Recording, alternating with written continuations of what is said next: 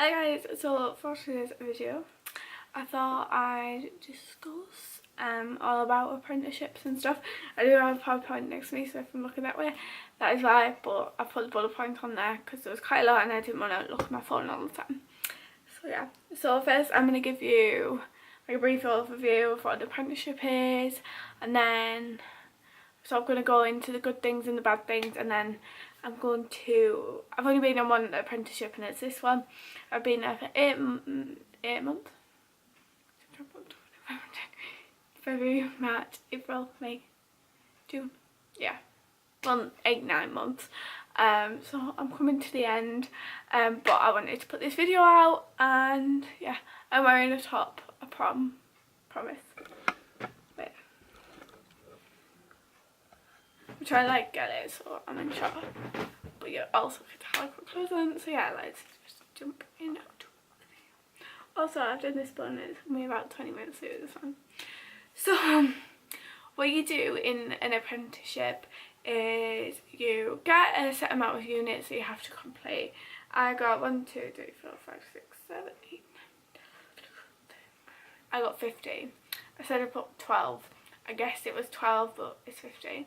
So I've got 15 units and I'm doing a level 2 business admin apprenticeship.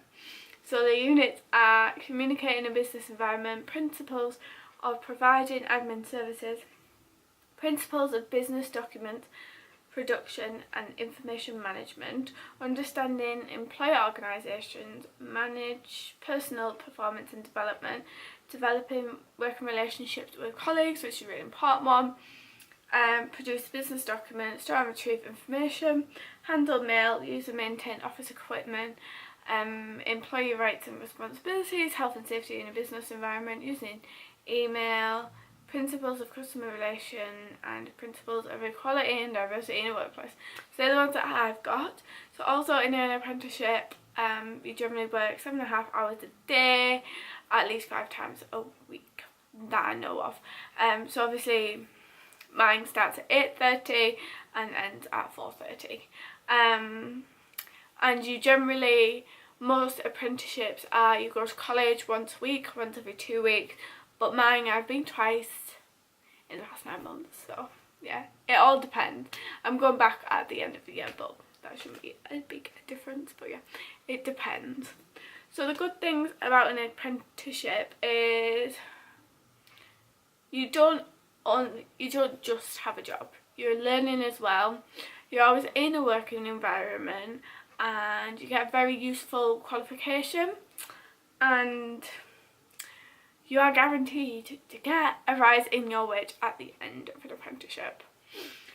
So also, according to the National Apprenticeship Service, the wage has now gone up to, I believe, £4.50. I'm not sure because my wage is completely different. It's based on something else. So yeah, it's generally about £4.50, which is £170 a week, which isn't too bad.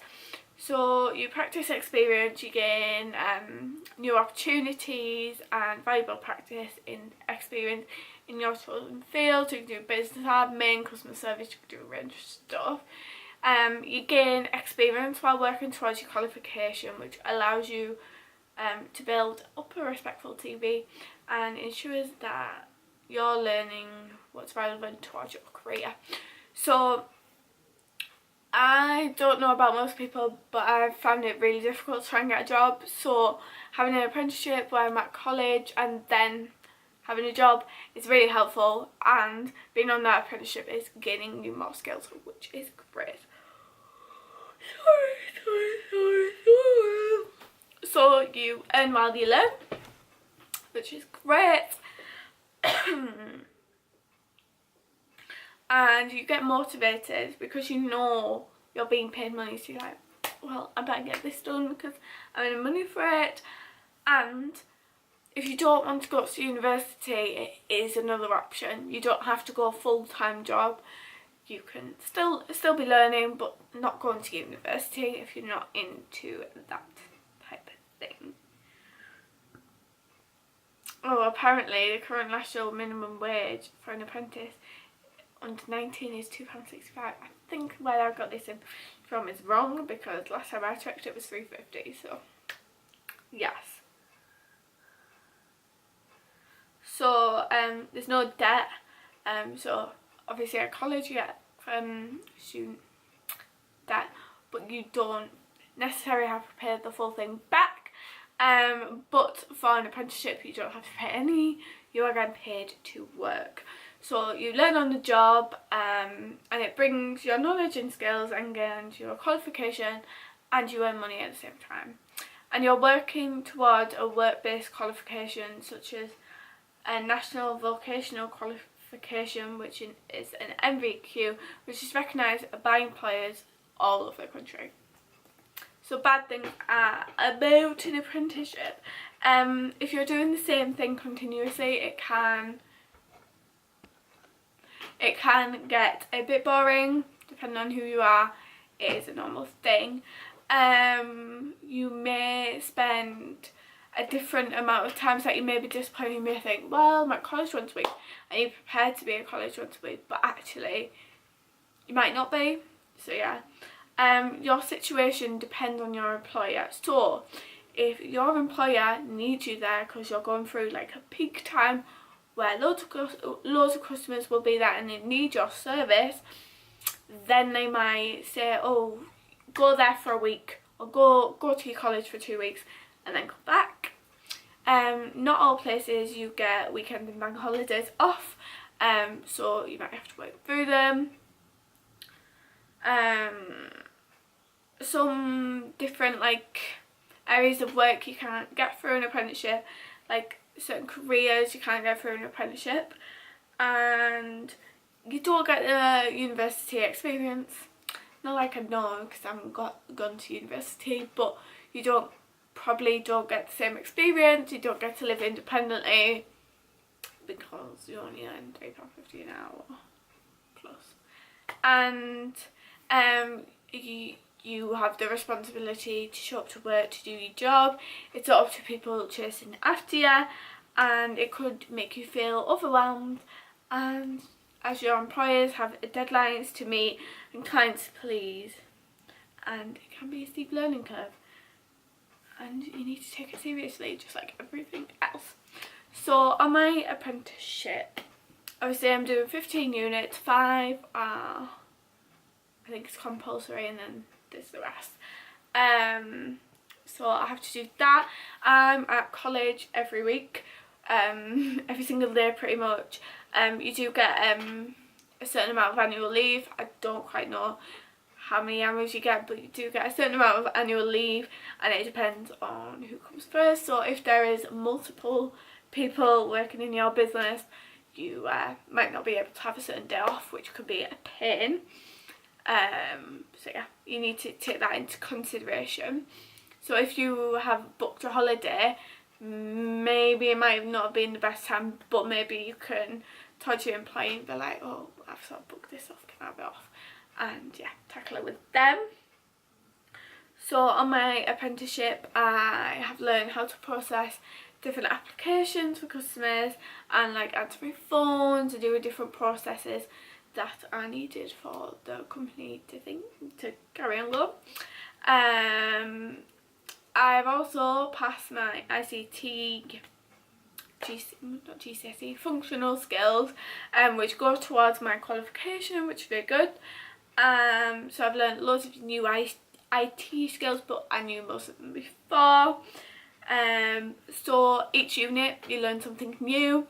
So all of them 12 units are completely different, and not all apprenticeships are the same. There's a person on my course currently, and she has been on quite a few.